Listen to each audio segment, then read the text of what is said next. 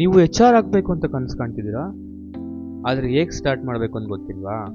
ಇವತ್ತಿನ ಈ ವಿಡಿಯೋ ನಿಮ್ಮ ಲೈಫ್ ಚೇಂಜ್ ಮಾಡ್ಬೋದು.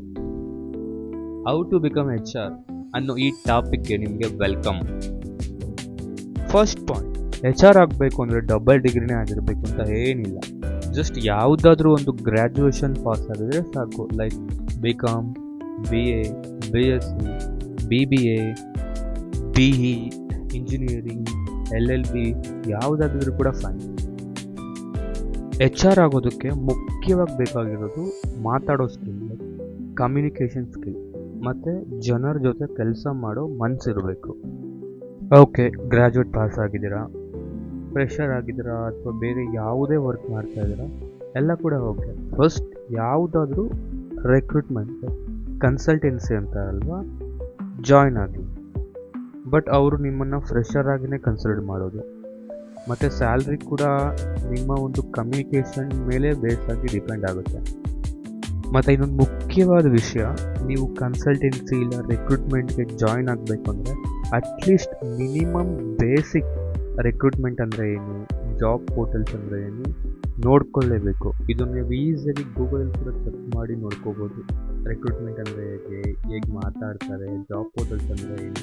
ಸೊ ಜಸ್ಟ್ ಒಂದು ಸ್ವಲ್ಪ ಬೇಸಿಕ್ಸ್ ಮಾಡಿದರೆ ನಿಮಗೆ ಇಂಟರ್ವ್ಯೂ ಅಟೆಂಡ್ ಮಾಡೋದಕ್ಕೆ ಈಸಿ ಆಗುತ್ತೆ. ನಿಮಗೆ ಅನಿಸ್ಬೋದು, ಆದರೆ ಎಚ್ ಆರ್ ಆಗೋದಕ್ಕೆ ಕನ್ಸಲ್ಟೆನ್ಸಿಯಾಗಿ ಜಾಯ್ನ್ ಆಗಬೇಕು ಅಂತ. ಯಾಕಂದರೆ ಎಚ್ ಆರ್ಗೆ ಮುಖ್ಯವಾಗಿ ರೆಕ್ರೂಟ್ಮೆಂಟ್ ಬಗ್ಗೆ ಎಂಡ್ ಟು ಎಂಡ್ ನಾಲೆಜ್ ಇರಲೇಬೇಕು. ನೀವು ಅದನ್ನು ಕನ್ಸಲ್ಟೆನ್ಸಿ ಮಾತ್ರ ತುಂಬ ಚೆನ್ನಾಗಿ ಲರ್ನ್ ಮಾಡ್ಬೋದು.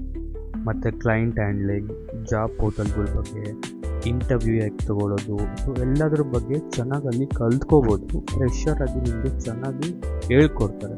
ಹೇಳ್ಕೊಡೋ ಜೊತೆಗೆ ನಿಮಗೆ ಸ್ಯಾಲ್ರಿ ಕೂಡ ಸಿಗುತ್ತೆ.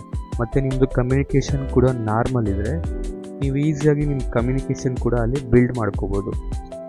Like you can work any IT or non IT. So just ಒಂದು 6 months ಇಲ್ಲ 1 year ಎಕ್ಸ್ಪೀರಿಯನ್ಸ್ ಆದಮೇಲೆ ನಿಮಗೆ ತುಂಬಾ ಡಿಮ್ಯಾಂಡ್ ಬರುತ್ತೆ. ಸೊ ಅದಾದಮೇಲೆ ನೀವು ಈಸಿಯಾಗಿ ಎಚ್ ಆರ್ ಎಕ್ಸಿಕ್ಯೂಟಿವ್ ಜಾಬ್ಗೆ ಅಪ್ಲೈ ಮಾಡ್ಬೋದು. So simple, H R executive job ಅಂದರೆ ಅದು ನೆಕ್ಸ್ಟ್ ಲೆವೆಲ್. ಅಂದರೆ ರೆಕ್ರೂಟ್ಮೆಂಟ್ ಆದಮೇಲೆ ಎಚ್ ಆರ್ ಎಕ್ಸಿಕ್ಯೂಟಿವ್. ಸೊ ಅಲ್ಲಿ ನೀವು ಪೇ ರೋಲ್ ಬಗ್ಗೆ ಕಲ್ತ್ಕೋಬೋದು, employee engagement, H R policies ಅಂದರೆ ಏನು, ಎಲ್ಲದ್ರ ಬಗ್ಗೆ ನೀವು ಆರಾಮಾಗಿ ಅಲ್ಲಿ ಕಲ್ತ್ಕೋಬೋದು. As a H R executive ಆಗಿ ಕೂಡ ನೀವು ಒಂದು 6 months ಇಲ್ಲ 1 year ಎಕ್ಸ್ಪೀರಿಯನ್ಸ್ ತೊಗೊಂಡ್ರೆ ಸೊ ನೆಕ್ಸ್ಟ್ ನಿಮ್ಮ dream job as a H R ಜಾಬ್ಗೆ ನೀವು ಈಸಿಯಾಗಿ ಅಪ್ಲೈ ಮಾಡ್ಬೋದು. ನಿಮ್ಗೆ ಅನಿಸ್ಬೋದು ಇಷ್ಟು ಈಸಿಯಾಗಿ ಎಚ್ ಆರ್ ಆಗ್ಬೋದು ಅಂತ. ಹೌದು, ಸೊ ಯಾಕಂದರೆ ರೆಕ್ರೂಟ್ಮೆಂಟ್ ಕನ್ಸಲ್ಟೆನ್ಸಿ ಮತ್ತೇನು ಎಚ್ ಆರ್ ಎಕ್ಸಿಕ್ಯೂಟಿವ್ ಆಗಿ ವರ್ಕ್ ಮಾಡಿರ್ತೀರಾ ಅಲ್ಲಿ ನಿಮ್ಮನ್ನು ಚೆನ್ನಾಗಿ ಟ್ರೈನ್ ಅಪ್ ಮಾಡಿರ್ತಾರೆ. ಸೊ ನಿಮಗೆ ಗೊತ್ತಾಗಿರುತ್ತೆ ನೆಕ್ಸ್ಟ್ ಏನು ಮಾಡಬೇಕು ಅಂತ. ಸೊ ಅದಾದಮೇಲೆ ನೀವು ಈಸಿಯಾಗಿ ಎಚ್ ಆರ್ ಮ್ಯಾನೇಜರ್ ಇಲ್ಲಾಂದರೆ ಎಚ್ ಆರ್ ಇಲ್ಲ junior H R so apply ಮಾಡಿ ನಿಮ್ಗೆ ಆರಾಮಾಗಿ ಜಾಬ್ ಸಿಗುತ್ತೆ. ಏನು ಈ ಒಂದು topic how to become a H R. So ಈ ಒಂದು ಪ್ರೊಸೆಸ್ ಬಗ್ಗೆ ನಿಮ್ಗೆ ಏನೇ ಡೌಟ್ ಇದ್ರೂ ಕೂಡ ಜಸ್ಟ್ ಒಂದು ಕಮೆಂಟ್ ಮಾಡಿ, ನಾನು ನಿಮಗೆ ರಿಪ್ಲೈ ಮಾಡೇ ಮಾಡ್ತೀನಿ. ಸೊ ಹಾಗೆ ಇದೇ ರೀತಿ ಯೂಸ್ ಆಗೋ ಥರ ವಿಡಿಯೋ ಬರ್ತಾ ಇರುತ್ತೆ.